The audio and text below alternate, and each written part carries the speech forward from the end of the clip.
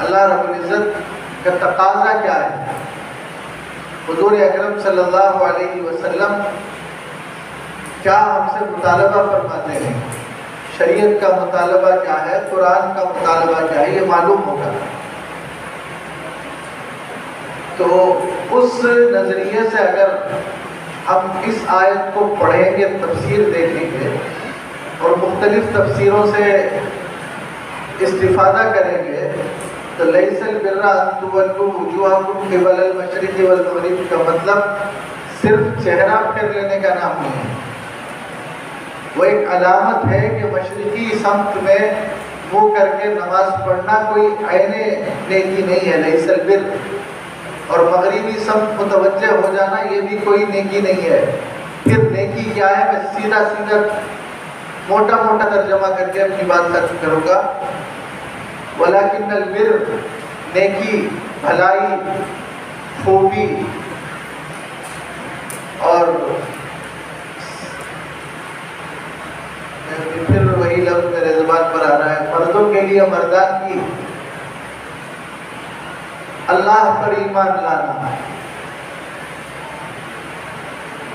ہمارا ایمان جو اللہ پر ہے کیسا ہے؟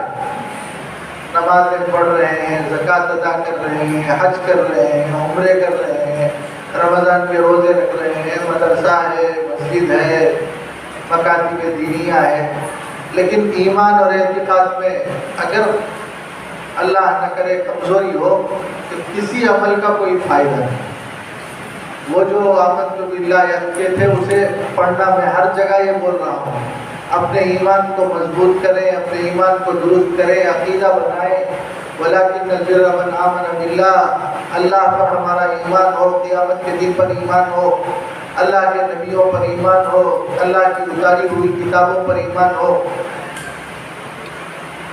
نمازوں کو قائم کریں۔ حضرت نے وعدہ لیا کہ جھوٹ نہیں بولیں گے، وعدہ کر لیا آپ نے، اگر نماز آپ نے چھوڑ دیا تو جھوٹ آپ کے لیے کوئی بڑا گناہ نظر نہیں آئے گا۔ اگر نماز کسی نے چھوڑ دیا تو موبائل میں سے وہ میوزک سننا، فلم دیکھنا یہ گناہ نظر نہیں آئے گا، بلکہ سننا کیا، کسی اور کو کوئی فون کرتا ہے تو وہاں سے گانے کی آواز ہے، وہ نہ صرف سنتا ہے بلکہ سناتا ہے۔ اس لیے نمازوں کو قائم کرنے کا اللہ نے حکم دیا، وَأَقَامَ الصَّلَاةَ، اور اللہ نے فرمایا کہ إِنَّ الصَّلَاةَ تَنْهَىٰ عَنِ الْفَحْشَاءِ وَالْمُنکَرِ، جتنی خرابیاں ہیں، جھوٹ کی خرابی، بزدلی کی خرابی، حسد کی خرابی، غضب کی، غصے کی خرابی، بد نظری، بد نگاہی، بد خیالی، بد زبانی، زبان میں گندے الفاظ، گندی گالیاں، نگاہ صاف نہیں، ان سب سے بچنے کا ایک بہترین راستہ ہے نمازوں کی پابندی۔ وَأَقَامَ الصَّلَاةَ وَآتَى الزَّكَاةَ، اور پھر اللہ نے ایک اور مرتبہ آگے اسی آیت میں فرمایا، وَآتَى الْمَالَ عَلَىٰ حُبِّهِ ذَوِي الْقُرْبَىٰ وَالْيَتَامَىٰ وَالْمَسَاكِينِ وَابْنِ السَّبِيلِ وَالسَّائِلِينَ وَفِي الرِّقَابِ، غریبوں کو اپنا مال دو، یتیموں کو مال دو، مسکینوں کو مال دو، مسافروں کو مال دو، اپنا مال کا حصہ، زکوٰۃ کا اور غیر زکوٰۃ کا، رمضان میں غیر رمضان میں۔ ان تمام چیزوں کے تذکرے کے بعد میں پوری آیت کا ترجمہ کر پایا ہوں نا، اس کا موقع ہے، اس پر اگر کوئی باقی رہ جاتا ہے تو اللہ رب العزت نے فرمایا، اولئک الذین صدقوا واولئک هم المتقون، جن لوگوں نے وعدہ کیا وہ اگر اس پر قائم رہیں گے تو اللہ رب العزت انہیں سرٹیفکیٹ عطا فرماتا ہے کہ یہی لوگ سچے ہیں۔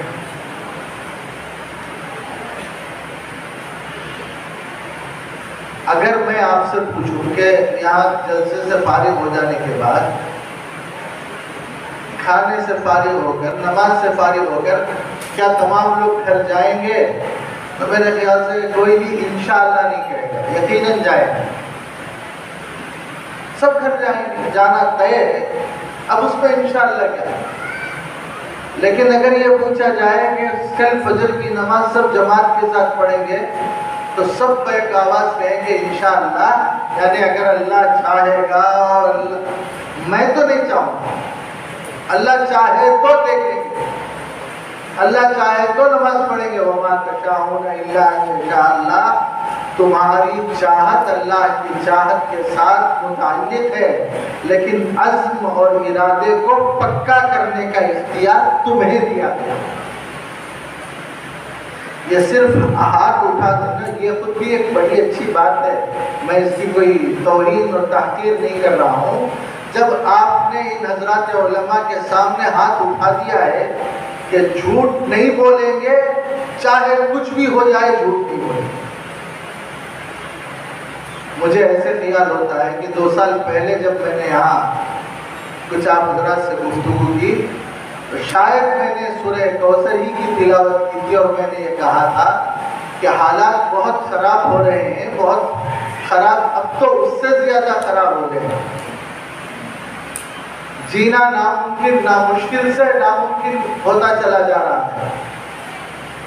ایسے میں بچاؤ کا کیا طریقہ ہے، کیا راستہ ہے؟ نماز۔ انا اعطیناک الکوثر، ہم تمہیں چین دیں گے، سکون دیں گے، سربلندی دیں گے، وقار دیں گے، ہم تمہیں کامیاب کریں گے، ہم تمہیں خیر کثیر دیں گے، ہم تمہیں دنیا بھی اچھی دیں گے، آخرت بھی اچھی دیں گے، حوض کوثر کا حصہ تمہیں ملے گا۔ حضور صلی اللہ علیہ وسلم سے خطاب ہوتا ہوا ہم تک پہنچا ہے۔ ایک شرط ہے کہ نماز پڑھو، اور دوسرا ہے قربانی دو۔ قربانی دینے کے لیے ہمت کی ضرورت ہے، شجاعت کی ضرورت ہے، بہادری کی ضرورت ہے، ورنہ بزدل آدمی تو مرغی کو بھی کٹتا ہوا دیکھنے تیار نہیں، آنکھیں بند کر لیتا ہے کہ اس سے دیکھا نہیں جاتا۔ اور مسلمان سب کچھ ہو سکتا ہے، بزدل نہیں ہو سکتا۔ یہ شہادت کیا ہے، الفت میں قدم رکھنا ہے۔ لوگ آسان سمجھتے ہیں مسلمان ہونا، مسلمان ہم ہو گئے ہیں الحمدللہ، یہ اللہ کا بڑا کرم، اس کی بڑی مہربانی ہے۔ اس ہو جانے کے بعد اسے باقی رکھنا، اور اس اسلام کو جو اگر ہمارے پاس صحیح حقیقت اسلام موجود ہے ہمارے پاس، تو اسے اپنے نسلوں کی طرف، اپنی اولاد کی طرف، اپنے پوتوں نواسوں کی طرف منتقل کرنا، یہ ہماری زندگی ہے، ورنہ مر گئے ہیں ہم۔ مرتے ہوئے اللہ کے نبی نے اپنے نبی اولاد سے پوچھا تھا، ما تعبدون من بعدی، میرے بعد تم کس کی عبادت کرو گے؟ ابھی حضرت نے فرمایا کہ گھر پہنچتے ہی بچہ تقاضا کرتا ہے، اور باپ کیا اس کے عقل پر پردہ پڑ گیا ہے نہیں معلوم، بڑی آسانی سے بچوں کے ہاتھ میں وہ موبائل دے دیتا ہے اسے۔ میں گھر میں گیا، بچوں کی آواز نہیں تھی، میں نے پوچھا ان سے کہ بچے نظر نہیں آ رہے ہیں صاحب؟ انہوں نے کہا نہیں کہ بچوں کے ہاتھ میں موبائل ہے اور وہ شرارت نہیں کرتے۔ یہ حال ہو گیا۔ تو فصلی لربک، نماز پڑھو۔ نماز ان چیزوں سے، برائیوں سے روکنے والی چیز ہے۔ اور دوسری قربانی، قربانی کا مطلب ذوالحجہ کے مہینے میں بقرعید کے دن جانور ذبح کرنے کا نام فقط قربانی نہیں، اپنے نفس کو قربان کرنا ہے، اپنے آپ کو۔ بعض مفسرین تو فصلی لربک کی شرح کہتے ہیں ونحر، کہ چونکہ ناف کے نیچے ہاتھ باندھنے کو بھی عربی میں نحر کہتے ہیں، اس لیے نماز پڑھو اور ہاتھ باندھ کر عاجزی کے ساتھ نماز پڑھو، یہ بھی حضرات مفسرین نے لکھا ہے۔ نماز پر آ جائیں گے، اور اب میں بھی ایک وعدہ آپ سے لیتا ہوں، اور اس وعدے کے جواب میں صرف انشاءاللہ نہیں چاہیے، یقیناً ہم نماز کی پابندی اللہ کے فضل و کرم سے کریں گے، یہ مجھے چاہیے۔ بولیے، ہم لوگ نماز کی پابندی کریں گے؟ یقیناً کریں گے، یقیناً کریں گے، اللہ کے فضل سے کریں گے، اللہ کی مشیت سے کریں گے، ہمارا پکا ارادہ ہے۔ اور اگر نماز سے دوری ہوگی تو یقین مانیے کوئی برائی ایسی نہیں ہوگی جو ہم پر حملہ نہ کرے. یہ نماز ہی ہے جو تمام برائیوں سے ہمیں بچائے گی، روکے گی اور ہمارے لیے دنیا اور آخرت میں کامیابی کا سبب بنے گی. تو یہاں کھانے کے بعد نماز، یہاں یا جہاں نماز پڑھنا ہے ہر حالت میں پڑھنا. کوئی اس میں مصالحت نہیں، سر کا درد، پیٹ کا درد، تھک گئی طبیعت اور فلاں ہو گیا اور فلاں ہو گیا، نہیں. میں مر سکتا ہوں لیکن نماز نہیں چھوڑ سکتا. کتنے کیا مسئلے لکھے ہیں. کھڑے ہو کر نہیں پڑھ سکتے، بیٹھ کر پڑھو، بیٹھ کر نہیں پڑھ سکتے، لیٹ کر پڑھو.